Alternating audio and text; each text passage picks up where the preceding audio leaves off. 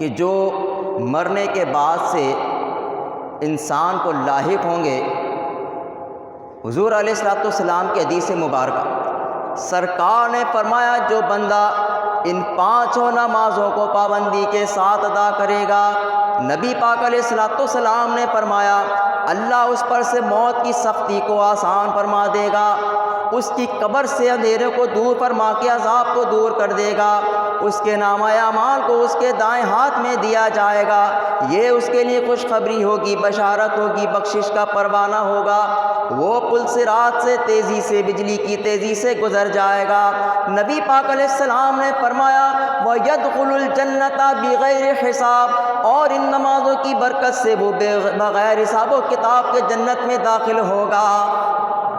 تو یہ حکمت ہے نماز کی کہ اللہ نے ہمیں 5 نمازیں عطا کی ہیں۔ اب دیکھو ہم جو نماز پڑھتے ہیں تو اس کے جو فرائض ہیں وہ 2، 3 اور 4 کی صورت میں ہیں۔ فجر کے 2 فرض، ظہر، عصر اور عشاء کے 4 فرض اور مغرب کے 3 فرض۔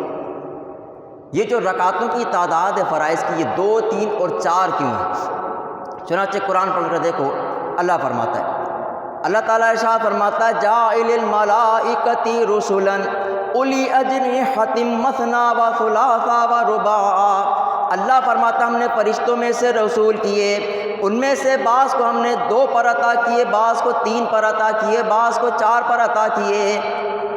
علماء فرماتے ہیں کہ جن کو 2 پر عطا کیے وہ 2 پروں پہ اڑتے ہیں، جن کو 3 پر عطا کیے وہ 3 پروں پر اڑتے ہیں، اور جن کو 4 پر عطا کیے وہ 4 پروں پر اڑتے ہیں۔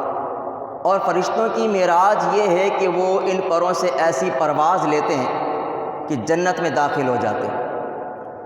علماء فرماتے ہیں اللہ نے ہم کو نماز میں 2، 3 اور 4 رکعت نماز عطا فرمائی، گویا اللہ نے فرمایا اے میرے محبوب کے امتی جب تم یہ نماز پابندی کے ساتھ عطا کرو گے تو ہم تمہیں فرشتوں کی طرح ایسی پرواز عطا فرمائیں گے کہ اس پرواز کے ذریعے سے تو بھی جنت میں داخل ہو جانا۔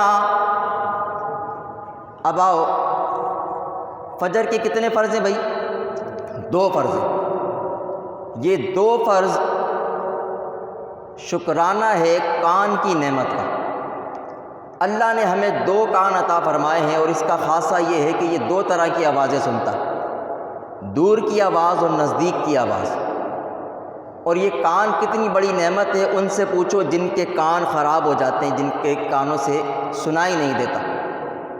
مولانا روم رحمۃ اللہ علیہ نے مثنوی شریف کے اندر یہ واقعہ نقل کیا کہ ایک شخص تھا جس کے کان کی سماعت درست نہیں تھی، اس کا پڑوسی ہو گیا بیمار، تو اس نے سوچا کہ میں اپنے پڑوسی کی عیادت کو چلا جاؤں۔ حضور علیہ الصلوۃ والسلام نے فرمایا کہ جبریل امین نے مجھے پڑوسیوں کے اتنے حقوق بیان کیے کہ مجھے خوف ہونے لگا کہ کہیں ایسا نہ ہو کہ جائیداد میں، وراثت میں بھی ان کا حصہ شامل ہو جائے۔ اور حضور نے فرمایا کہ جو بندہ اپنے مسلمان بھائی کی عیادت کو گیا تو وہ ایسا ہے کہ جیسے وہ جنتی پھول چنتا رہا۔ اور ایک حدیث میں حضور نے فرمایا کہ جو بندہ صبح کسی مریض کے عیادت کو گیا تو شام تک، اور جو شام کو گیا وہ صبح تک، اللہ 70,000 فرشتے مقرر فرماتا جو اس کے لیے مغفرت کی دعا مانگتے، استغفار کرتے ہیں، اور اللہ اس کو کل بروز قیامت جنت میں ایک باغ عطا فرمائے۔ تو کیسی بڑی نعمت ہے ایک مریض کی عیادت کرنا۔ جب حضرت یوسف علیہ السلام کے بھائیوں نے آپ کو کنویں میں پھینک دیا تو انہوں نے جنگل سے ایک بھیڑیے کو گرفتار کیا اور اس کے آگے کے دانت توڑ کر اس کو لا کے حضرت یعقوب علیہ السلام کی بارگاہ میں پیش کر دیا کہ ابا جان یہی وہ بھیڑیا جس نے آپ کے یوسف کو کھایا۔ حضرت یعقوب علیہ السلام نے اس بھیڑیے سے پوچھا اے بھیڑیے تو بتا تو نے میرے یوسف کو کیوں کھایا؟ وہ کہتا یا نبی اللہ میں نے آپ کے یوسف کو نہیں کھایا، اس لیے کہ اللہ نے ہم پر حرام کر دیا ہے کہ ہم نبیوں کے جسموں کو کھائیں۔ حضرت یعقوب علیہ السلام نے پوچھا کہ پھر یہ بتا کہ تو وہاں کیا کر رہا تھا؟ وہ کہتا ہے کہ یا نبی اللہ میں اپنے بھائی کی تیمارداری عیادت کو جا رہا تھا کہ آپ کے ان بیٹوں نے مجھے پکڑ لیا۔ وہ کہتا ہے یا نبی اللہ میں نے گزشتہ انبیاء میں سے کسی ایک نبی کا قول سنا، وہ کہتے ہیں کہ جب کوئی بندہ اپنے بھائی کی عیادت کو جاتا ہے تو اللہ اس کو 1,00,000 نیکیاں عطا فرماتا ہے۔ حضرت یعقوب علیہ السلام نے کہا کہ تو یوں کر کے یہ حدیث میرے بیٹوں کو لکھوا دے۔ اس بھیڑی نے کہا کہ یا نبی اللہ آپ کے بیٹے جھوٹ بولتے ہیں، میں اس خوف پہ ہوں کہ کہیں ایسا نہ ہو کہ یہ نبیوں کی باتوں میں اپنی طرف سے جھوٹ ملا کر بیان کر دے، لہٰذا میں یہ بات ان کو نہیں لکھواؤں گا۔ تو مریض کے عیادت کو جانا یہ بڑا ثواب ہے، تو اس نے یہ طے کیا کہ میں اپنے پڑوسی کے عیادت کو جاؤں گا، وہ بیمار ہے۔ اب چونکہ کان سے بہرا تھا لہٰذا اس نے یہ ترکیب لگائی کہ میں جب اس سے بات کروں گا تو وہ تو سن نہیں سکے گا، کوئی کیا بولتا میں سن نہیں پاؤں گا، تو پھر کیا کیا جائے؟ اس نے کہا کہ میں اس کی خیریت دریافت کروں گا، اس کا جواب دے گا، پھر میں اس سے دوا کا پوچھ لوں گا اور اس کے بعد معالج کا پوچھ لوں گا۔ اب یہ چلا گیا اور جا کے اس نے اس سے خیریت دریافت کی، کیف حالک، تمہارا کیا حال ہے؟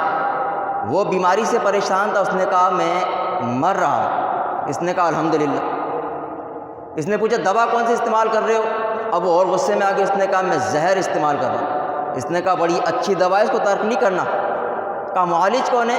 اس نے کہا آج کل ملک الموت علاج کر رہے ہیں، اسرائیل سے علاج کرا رہا ہوں۔ کہا ہاں بڑے اچھے معالج ہیں، جو کوئی زیر علاج آئے اس کا بیڑا ہی پار ہو گیا۔ تو یہ کان اللہ کی بڑی نعمت ہے کہ جن کے پاس کان نہیں ہیں، جن کی سماعت خراب ہے، ان سے پوچھو۔ علماء فرماتے ہیں یہ کان اللہ کی بڑی نعمت ہے، انسان ساری زندگی اس کان کی نعمت کا شکر ادا کرتا رہے، شکر ادا نہ ہو پائے۔ اللہ نے اس کان کی نعمت کے شکر کا ایک طریقہ عطا فرمایا۔ گویا اللہ نے فرمایا اے میرے محبوب کی امتی، جب تم یہ فجر کے 2 رکعات فرض ادا کرو گے تو اس کان کی نعمت کا شکرانہ ادا ہو جائے گا۔ اس کے بعد ہے ظہر کی نماز۔ یہ ظہر کی نماز شکرانہ ہے زبان کی نعمت کا۔ دیکھو زبان ہماری 4 طرح کے ذائقے چکھتی ہے، کھٹا، میٹھا، کڑوا اور نمکین۔ یہ 4 طرح کے ذائقے زبان ہماری چکھتی ہے۔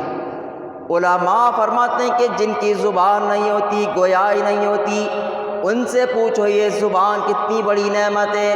اور بیماری کے سبب بعض لوگوں کو ذائقے نہیں آتے، ان سے